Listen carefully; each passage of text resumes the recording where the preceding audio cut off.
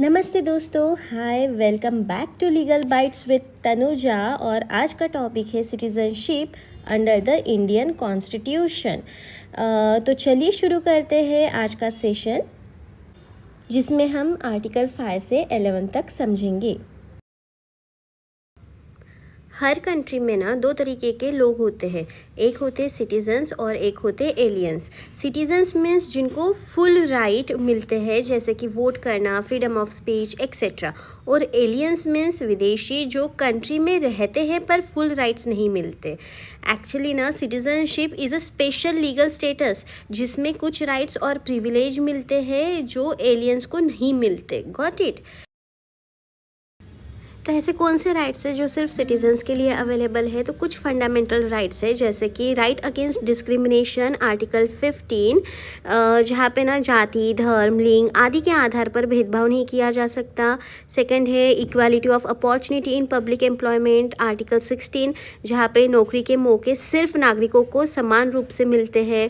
और थर्ड है 7 freedoms under the article 19, जैसे कि बोलने की स्वतंत्रता, आंदोलन करने का अधिकार आदि। ओके। और फोर्थ है कि कल्चर एंड एजुकेशनल राइट्स, जैसे कि आर्टिकल 29 एंड 30, जिसमें अपने कल्चर और भाषा को प्रोटेक्ट करने का अधिकार मिलता है सिटीजन्स को। और ये सिर्फ सिटीजन्स के पास है, ठीक है ना। कौन कौन से? आर्टिकल 15, 16, 19, आर्टिकल 29 एंड 30 ये सिर्फ सिटीजन्स को ही मिलते हैं, एलियंस को नहीं। और अदर राइट्स, जैसे कि right to hold constitutional post, जैसे president article 58, vice president 66, supreme court article 124, high court जजेस article 217, governor article 157, advocates general article 165। Okay, ये सब जो है ना only citizens can be appointed to this post. Got it? और right to vote and contest elections, मतलब कि सिर्फ नागरिक ही ना वोट कर सकते हैं और इलेक्शन में लड़ सकते हैं। ओके, एलियंस नहीं। तो Indian constitution part 2 article 5 to 11 में ये सिर्फ ये बताते हैं कि 26 जनवरी 1950 को कौन कौन इंडियन सिटीज़न होंगे। लेकिन अगर फ्यूचर में नए लोग को सिटीज़नशिप देनी हो या फिर किसी से सिटीज़नशिप छीननी हो या रूल्स चेंज करने हो, तो ये पावर पार्लियामेंट के पास है, जो कि आर्टिकल 11 के थ्रू मिली हुई है। अब हम देखते हैं types of citizenship under the constitution. First है आर्टिकल 5। आर्टिकल 5 ना उन लोगों के लिए है जो 26 जनवरी 1950, मतलब कि जब कॉन्स्टिट्यूशन इन्फोर्स हुआ था उसके पहले से ना वो इंडिया में रह रहे थे, उन लोगों के लिए आर्टिकल 5 है। ये एक टेम्पररी प्रोविज़न था, मैं सिर्फ बताने के लिए कि 26 जनवरी 1950 को कौन इंडिया का सिटीज़न होगा। तो आर्टिकल 5 कहता है कि a person is an Indian citizen on 26 January 1950 if उसका डोमिसाइल, मतलब कि उसका स्थायी निवास इंडिया में था। ओके, 26 जनवरी 1950 से पहले से वो इंडिया में रह रहा था, प्लस इसमें से इन तीनों में से कोई एक कंडीशन फुलफिल करता हो, जैसे कि वो बॉर्न इन इंडिया हो या फिर either parents born in India, या फिर वो 26 जनवरी 1950 के पहले से कम ना 5 साल तक इंडिया में कंटिन्यूसली रह रहा हो, तो उस पर्सन का डोमिसाइल इंडिया माना जाएगा। तो अब डोमिसाइल मतलब कि क्या? डोमिसाइल मतलब सिर्फ कहीं रहना नहीं होता, बल्कि परमानेंटली वहाँ रहने का उसका इरादा होना चाहिए। यहाँ पे दो इम्पॉर्टेंट चीज़ें लगती है डोमिसाइल में, जो रेसिडेंस और इंटेंशन। रेसिडेंस मीन्स वो जगह जहाँ इंसान सच में रह रहा हो, not temporary like a tourist. Okay. और इंटेंशन मीन्स कि उस जगह को अपना परमानेंट घर बनाया हो। तो अगर ये दोनों चीज़ें इंडिया के लिए है तो पर्सन का डोमिसाइल इंडिया माना जाएगा। इन शॉर्ट, डोमिसाइल मतलब कि जहाँ कोई व्यक्ति अपना परमानेंट घर बनाता है, यानी जहाँ वो हमेशा रहना चाहता है, ओके, उसे कहते हैं डोमिसाइल। तो डोमिसाइल के मेन टाइप्स है, जैसे कि डोमिसाइल ऑफ ओरिजिन और डोमिसाइल ऑफ चॉइस। ओरिजिन मतलब कि जब बच्चा पैदा होता है ना, तो उसका डोमिसाइल उसके फादर के डोमिसाइल पर डिपेंड करता है, यानी कि जहाँ फादर का परमानेंट घर हो वही ना बच्चे का भी मान लिया जाता है। राइट। और डोमिसाइल ऑफ चॉइस मतलब कि जब कोई व्यक्ति दूसरे देश में जाकर परमानेंटली बसने का डिसाइड करता है तो वो अपना डोमिसाइल बदल सकता है। इसके लिए ना दो चीज़ें ज़रूरी होती है, वो जैसे कि रेसिडेंस और इंटेंशन। ओके, वहाँ रहना उसको शुरू करना होगा और वही रहने का उसका मतलब इरादा हो, स्टे देयर परमानेंटली। और एक होता है कि डोमिसाइल बाय ऑपरेशनल लॉ, जैसे कि कुछ लोगों का डोमिसाइल ना उनकी मर्ज़ी के बिना भी फिक्स्ड हो जाता है। जैसे माइनर बच्चे का डोमिसाइल उनके मदर और फादर के डोमिसाइल पर डिपेंड करता है, राइट। और शादी के बाद पत्नी का डोमिसाइल उनके फादर मतलब हस्बैंड के डोमिसाइल के हिसाब से मान लिया जाता है। तो एक केस लॉ देखते हैं यहाँ पे, एक Mohammad Raza versus state of Bombay. Raza ना इंडिया में रह रहा था, लेकिन उसने कभी ये नहीं बताया कि वो इंडिया का परमानेंट मतलब इंडिया को ना परमानेंट घर बनाना चाहता है। इसीलिए ना कोर्ट ने बोला कि वो इंडिया का सिटीज़न नहीं है। अब देखते हैं article 6 citizenship of migrants from Pakistan. इसमें क्या हुआ था कि इंडिया पाकिस्तान का पार्टीशन हो चुका था। 15 अगस्त 1947 को इंडिया आज़ाद हुआ। अब कुछ लोग ना पाकिस्तान चले गए थे, लेकिन वहाँ हो सकता है वो एडजस्ट नहीं हो पाए हो, या उनका मन बदल गया हो, या उनका रियल घर इंडिया में हो, कुछ भी हो सकता है। तो उन्होंने डिसाइड किया कि उन्हें वापस इंडिया आना है। तो अब यहाँ पे ना दो सिचुएशंस थी। जो लोग 19 जुलाई 1948 से पहले ही इंडिया आ गए, मतलब 1 साल होने के पहले वो ना इंडिया आ गए, तो उन्होंने तुरंत डिसीज़न मतलब हो सकता है इन्होंने तुरंत डिसीज़न लिया कि वो इंडिया आना चाहते, तो वो वापस आ गए। तो गवर्नमेंट ने कहा कि ठीक है, तुम वापस आ गए हो तो तुम्हें इंडियन सिटीज़नशिप मिलेगी। बट सेकंड सिचुएशन में ना उन्होंने लेट डिसीज़न लिया। ये पहले पाकिस्तान में सेटल हो गए थे, 1 साल रहने के बाद फिर उन्होंने सोचा कि उन्हें वापस इंडिया आना है। तो गवर्नमेंट ने कहा कि अब अगर तुम इंडिया आना चाहते हो तो आपको प्रॉपर रजिस्ट्रेशन करना पड़ेगा। उससे पहले आपको 6 महीना इंडिया में रहना होगा। उसके बाद फिर आपको प्रॉपर रजिस्ट्रेशन इंडियन गवर्नमेंट के पास करना होगा। ये इसलिए था क्योंकि ना कुछ लोग पाकिस्तान में रह के इंडिया के अगेंस्ट हो गए थे। तो गवर्नमेंट को ये वेरीफाई करना था कि तुम लोग लॉयल हो या नहीं इंडिया के लिए। अब आर्टिकल 7 में क्या हुआ था कि कुछ लोग ना पार्टीशन के वक्त 1 मार्च 1947 के बाद ना इंडिया से पाकिस्तान चले गए थे। तब तक तो इंडिया इंडिपेंडेंट भी नहीं हुआ था। 15 अगस्त 1947 में इंडिया इंडिपेंडेंट हुआ। तो अब कुछ टाइम के बाद ना वो लोग भी वापस इंडिया आना चाहते थे। तो अब दिक्कत ये थी कि तुम पहले तो इंडिया छोड़ के पाकिस्तान गए, अब वापस आ रहे हो, तो शायद तुम इंडिया के मतलब इंडिया से लॉयल ना हो। इसलिए ना आर्टिकल 7 कहता है कि अगर कोई ऐसा बंदा जो पार्टीशन के टाइम पाकिस्तान गया था और अब वापस इंडिया आना चाहता है, तो उसके लिए भी वही रूल्स अप्लाई होंगे जो आर्टिकल 6 में दिए गए थे। प्रॉपर रजिस्ट्रेशन होना चाहिए। सिर्फ उन्हें ही सिटीज़नशिप मिलेगी जो इंडिया गवर्नमेंट के पास रजिस्टर होंगे और लॉयल्टी प्रूफ करेंगे। नेक्स्ट है आर्टिकल 8। तो आर्टिकल 8 कहता है कि अगर कोई व्यक्ति इंडिया के बाहर रहता है, मतलब आउटसाइड ऑफ इंडिया रहता है, लेकिन उसका जन्म या उसके माँ बाप या दादा दादी का जन्म ना इंडिया में हुआ था, तो वो व्यक्ति इंडियन सिटीज़न बन सकता है, लेकिन कुछ कंडीशंस के साथ। तो क्या है कंडीशंस? कि वो व्यक्ति इंडियन ओरिजिन का हो, यानी कि उसका जन्म या उसके पेरेंट्स का या ग्रैंड पेरेंट्स का जन्म ना इंडिया में हुआ हो, as per government of India act 1935 के अंडर डिफाइंड टेरिटरी में। ओके। और सेकंड है कंडीशन कि वो व्यक्ति किसी इंडियन एम्बेसी, हाई कमीशन या फिर कंसुलेट में जाके अपना रजिस्ट्रेशन करवाए as a citizen of India. ये रजिस्ट्रेशन ना इंडियन गवर्नमेंट का अथोराइज्ड ऑफिसर करता है। तो इसमें इम्पॉर्टेंट पॉइंट्स क्या है कि ये आर्टिकल ना उन लोगों के लिए है जो इंडिया के बाहर रहते हैं परमानेंटली, लेकिन उनके रूट्स इंडिया से जुड़े हुए हैं और वो वॉलेंटरीली इंडियन सिटीज़न बनना चाहते हैं। तो उनके लिए ये आर्टिकल 8 दिया गया है। फॉर एग्ज़ाम्पल जैसे कि एक राहुल है, उसके दादा दादी का जन्म ना इंडिया में हुआ था और वो राहुल यूएसए में रहता है। तो अगर राहुल इंडियन सिटीज़नशिप लेना चाहता है तो वो इंडियन एम्बेसी जाके रजिस्टर करवा सकता है अंडर आर्टिकल 8। एंड आर्टिकल 8 में जो लिखा है कि एप्लीकेशन में बी बिफोर और आफ्टर 26 जन 1950, तो इसका मतलब ये है कि that's the day India become a republic and constitution came into force, right.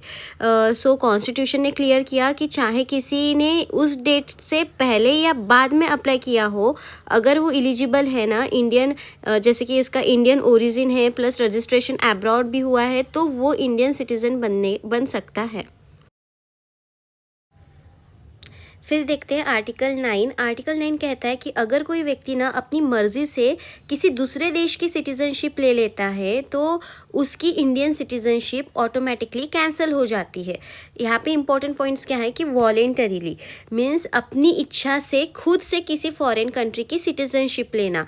अगर किसी ने ना आर्टिकल 5, 6 या 8 के अंडर इंडियन सिटीजनशिप ली थी, तब भी अगर उसने बाद में किसी फॉरेन कंट्री की सिटीजनशिप वॉलेंटरीली ले ली तो उसकी इंडियन सिटीजनशिप चली जाएगी, क्योंकि Indian constitution dual citizenship allow नहीं करता। यानी एक वक्त में सिर्फ एक देश की सिटीजनशिप हो सकती है, इंडिया या फिर कोई और। नेक्स्ट है आर्टिकल 10। आर्टिकल 10 बात करता है कंटिन्यूअंस ऑफ सिटीजनशिप, मतलब कि जिस किसी व्यक्ति ने आर्टिकल 5 से आर्टिकल 9 के अंडर ना इंडियन सिटीजनशिप ले ली है, वो इंडियन सिटीज़न बना रहेगा जब तक पार्लियामेंट कोई ऐसा लॉ ना बनाए जो उसकी सिटीजनशिप को ख़त्म करे। तो यहाँ पे कुछ की पॉइंट्स है, जैसे कि अगर आपने लीगली इंडियन सिटीजनशिप ले ली है आर्टिकल 5 to 9 के थ्रू, ओके, तो आपको बिना किसी प्रॉपर लॉ के ना इंडियन सिटीजनशिप से नहीं निकाला जा सकता। पर पार्लियामेंट के पास ना पावर है कि वो सिटीजनशिप से रिलेटेड रूल्स बना सकती है, जैसे कि टर्मिनेशन, रिनोंसिएशन एक्सेट्रा। ये पावर आर्टिकल 11 के थ्रू दी गई है पार्लियामेंट को, ठीक है। तो यहाँ पे केस लॉ है कि जहाँ पे सुप्रीम कोर्ट ने कहा कि एक इंडियन सिटीज़न को बिना प्रॉपर लीगल प्रोसेस के देश से बाहर नहीं निकाला जा सकता। That is no deportation without law under article 11। यहाँ पे एक एग्जांपल लेते हैं कि एक अमन है, तो Aman got Indian citizenship under article 6। He will continue as Indian citizen unless parliament pass a law under article 11 to cancel it. क्यों पार्लियामेंट मतलब पार्लियामेंट कैंसिल करेंगी सिटीजनशिप? हो सकता है कि वो फ्रॉड कर रहा हो या फिर डिसलॉयल हो, इसलिए उसकी सिटीजनशिप कैंसिल कर रही हो पार्लियामेंट, ओके। तो जब तक के मतलब कि ना जब तक कोई लॉ नहीं बनाता पार्लियामेंट, तब तक आपकी सिटीजनशिप सेफ है। तो हमें इतना तो समझ आ ही गया कि सिटीजनशिप सिर्फ आर्टिकल 11 के तहत बनाए गए लॉ से ही ख़त्म हो सकती है। तो सिटीजनशिप एक्ट 1955, ये एक्ट ना पार्लियामेंट ने आर्टिकल 11 के पावर का यूज़ करके बनाया था। इसमें ना दो मेजर चीज़ें कवर होती है, एक है एक्विजिशन और मतलब कि कैसे नागरिकता मिलती है, और टर्मिनेशन मतलब कि कैसे नागरिकता छीनती है, ओके। तो 5 तरीके से नागरिकता प्राप्त की जा सकती है, ओके, मतलब एक्वायर की जा सकती है। तो फर्स्ट है बाय बर्थ। तो अगर कोई व्यक्ति ना 26 जन 1950 के बाद इंडिया में पैदा हुआ है तो वो इंडियन सिटीज़न होता है।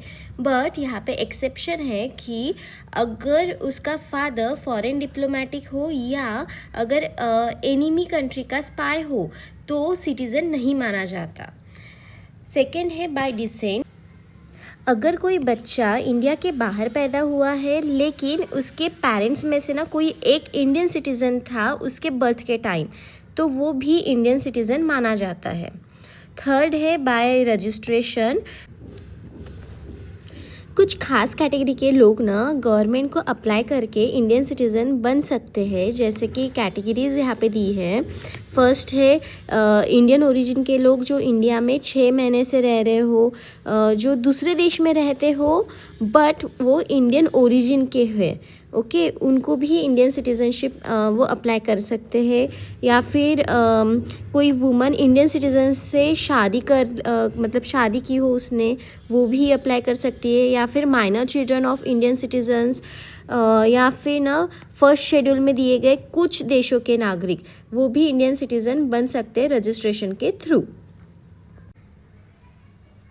फोर्थ है बाय नेचुरलाइजेशन। तो कोई भी फॉरेनर ना इंडियन सिटीज़न बन सकता है अगर उसने अपनी पुरानी सिटीज़नशिप छोड़ दी हो एंड इंडिया में वो पिछले 12 महीने से कंटिन्यूसली रह रहा हो और पिछले 7 साल में से कम से कम ना 4 साल उसने भारत में रहा हो, प्लस वो गुड कैरेक्टर का हो और उसे भारत की किसी एक भाषा का नॉलेज भी हो। यहाँ पे एक नोट है कि अगर किसी ने साइंस, आर्ट, लिटरेचर, फिलोसॉफी या पब्लिक सर्विस आदि क्षेत्र में भारत के लिए कुछ विशेष योगदान किया है तो इन नियमों में से उन्हें कुछ छूट मिलती है, मतलब कि रिलैक्सेशन दी जाती है। फिफ्थ है बाय इनकॉर्पोरेशन ऑफ टेरिटरी, मतलब कि अगर कोई फॉरेन कंट्री इंडिया का हिस्सा बन जाती है तो उस क्षेत्र के लोग ऑटोमेटिकली इंडियन सिटीज़न बन जाते हैं। ये गवर्नमेंट डिसाइड करती है कि कौन कौन इंक्लूड होगा। आपने सुना होगा पौंडीचेरी या गोवा के बारे में, तो पहले गोवा ना पोर्तुगल का हिस्सा होता था, ठीक है। तो 1961 में जब गोवा को इंडिया ने अपना टेरिटरी में मिलाया ना, तो वहाँ के लोग जो गोवा में रह रहे थे तो ऑटोमेटिकली इंडियन सिटीज़न बन गए। इसी तरह अगर फ्यूचर में कोई और टेरिटरी इंडिया का पार्ट बन जाती है तो वहाँ के लोग भी इंडियन सिटीज़न बन जाते। इसे कहते हैं इनकॉर्पोरेशन ऑफ टेरिटरी। तो अब देखते हैं how citizenship is lost. Actually citizenship act ने 3 तरीके बताए हैं सिटीज़नशिप कैसे लॉस्ट हो सकती है, ख़त्म हो सकती है। तो फर्स्ट तरीका है रिनाउंसिएशन। तो इसमें अगर कोई व्यक्ति ना वॉलंटरीली, मतलब अपनी मर्ज़ी से इंडियन सिटीज़नशिप छोड़ना चाहे तो वो रिनाउंस कर सकता है, but during war renunciation allowed नहीं होता। एंड अगर कोई अगर कोई ना पर्सन सिटीज़नशिप छोड़ता है तो उसके माइनर बच्चे भी इंडियन सिटीज़नशिप खो देते हैं, बट जब बच्चा 18 साल का हो जाए तो वो दोबारा इंडियन सिटीज़नशिप के लिए अप्लाई कर सकता है। सेकेंड है बाय टर्मिनेशन।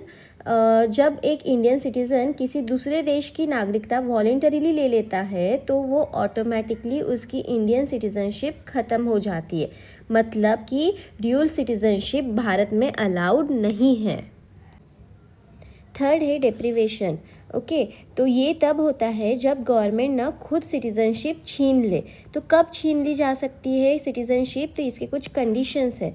तो फर्स्ट है अगर सिटीज़नशिप फ्रॉड या झूठी इन्फॉर्मेशन से ली हो। सेकंड है कि अगर व्यक्ति संविधान के खिलाफ काम कर रहा हो। थर्ड है कि अगर व्यक्ति ना युद्ध के समय दुश्मन देश के साथ कांटेक्ट रखे।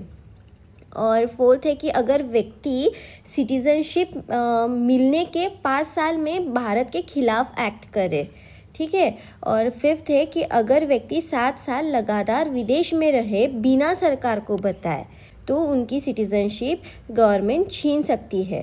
तो इसके कुछ प्रोसीजर है कि गवर्नमेंट ना पहले एक नोटिस देगी इन लोगों को, और फिर मैटर ना कमिटी ऑफ इंक्वायरी को भेजा जाएगा before the final decision. Next की कॉन्सेप्ट पे आते हैं। तो फर्स्ट है single citizenship in India. Unlike USA जहाँ हर स्टेट की अलग सिटीज़नशिप होती है, India provides only one citizenship, that is Indian citizenship. मतलब चाहे आप तमिलनाडु से हो या फिर पंजाब से, सबके पास सिर्फ इंडियन सिटीज़नशिप होती है। सेकेंड है कॉमनवेल्थ सिटीज़नशिप। तो सिटीजन्स ऑफ कॉमनवेल्थ कंट्रीज़ जैसे कि Britain, Canada etcetera are treated as a Commonwealth citizens in India. Okay, लेकिन उनको ऑटोमेटिकली इंडियन सिटीजनशिप नहीं मिलती। एग्जाम्पल देखते हैं कि एक ब्रिटिश सिटीज़न है जो इंडिया में रह रहा है, तो वो ना कॉमनवेल्थ सिटीज़न तो कहलाएगा, पर इंडियन राइट्स नहीं मिलते जब तक इंडियन सिटीजनशिप ना ले, ठीक है। थर्ड है कि क्या कंपनी नागरिक होती है, मतलब वो सिटीज़न होती है, तो नहीं, क्योंकि नागरिक सिर्फ नेचुरल पर्सन होते हैं, तो कंपनी इंडियन सिटीज़न नहीं मानी जाती, इसलिए उसे फंडामेंटल राइट्स का दावा भी नहीं कर सकती कंपनी। ओके, इम्पॉर्टेंट केसेस है जैसे कि स्टेट ट्रेडिंग कॉरपोरेशन केस, जहाँ पे ना क्या मतलब क्वेश्चन अराइज हुआ था कि क्या कंपनी आर्टिकल 19 के अंडर फंडामेंटल राइट क्लेम कर सकती है क्या। तो जजमेंट आया कि company is not a citizen, only natural person can claim rights under article 19। Article 19 मतलब कि जैसे बोलने की स्वतंत्रता, व्यवसाय का अधिकार, सिर्फ ना इंसानों के लिए है, कंपनीज इनका दावा नहीं कर सकती। सेकंड था कि टाटा इंजीनियरिंग केस, जहाँ पे कोर्ट ने कंफर्म किया कि company is separate from share holders. Okay, share holders के राइट अलग है और कंपनी सिटीजन्स नहीं है, इसीलिए कंपनी आर्टिकल 19 के तहत दावा नहीं कर सकती, ये बताया गया टाटा इंजीनियरिंग में। थर्ड है बेनेट कोलमन केस, जहाँ पे ना गवर्नमेंट ने न्यूज़पेपर की पेज लिमिट कर दी थी। कंपनी ने चैलेंज किया कि क्या कंपनी फंडामेंटल राइट्स क्लेम कर सकती है, तो जजमेंट आया yes, because press freedom indirectly affect share holder and journalist. Court ने कहा जब किसी कानून का असर इंडिविजुअल शेयर होल्डर पर पड़ता है तब वे चैलेंज कर सकती है। एक सिंपल एक्सप्लेनेशन क्या है कि अगर कोई लॉ न्यूज़पेपर कंपनी पर रिस्ट्रिक्शन लगाता है तो और उसका असर ना जर्नलिस्ट और रीडर पर पड़ता है तो राइट इनडायरेक्टली वायलेट हो सकता है। तो कंक्लूज़न ये है कि इंडियन कॉन्स्टिट्यूशन सिर्फ नेचुरल पर्सन के लिए मतलब नेचुरल पर्सन को ही सिटीज़न मानता है, और कंपनीज और कॉरपोरेशन नागरिक नहीं होते, मतलब सिटीजन्स नहीं होते, इसीलिए वे आर्टिकल 19 जैसे पर्सनल राइट्स क्लेम नहीं कर सकते। ओके, और सिंगल सिटीजनशिप सिस्टम इंडिया में यूनिटी बनाता है, मतलब कि सब इंडियंस को इक्वल राइट मिलते हैं चाहे वे कहीं से भी हो। ओके, और सिटीजनशिप राइट्स केवल ना ह्यूमंस के लिए है, ना कि फर्म्स, कंपनी या ऑर्गेनाइजेशन के लिए। तो दोस्तों आज हमने डिटेल में समझा है कि citizenship under the Indian constitution, that is article 5 से लेकर 11 तक कैसे इंडियन सिटीजनशिप मिलती है, कैसे छीनती है और कौन सिटीज़न होते हैं, सब कुछ इजी लैंग्वेज में हमने कवर किया है। ओके, तो अगले वीडियो में हम स्टार्ट करेंगे एक बहुत ही इम्पॉर्टेंट टॉपिक जो है फंडामेंटल राइट।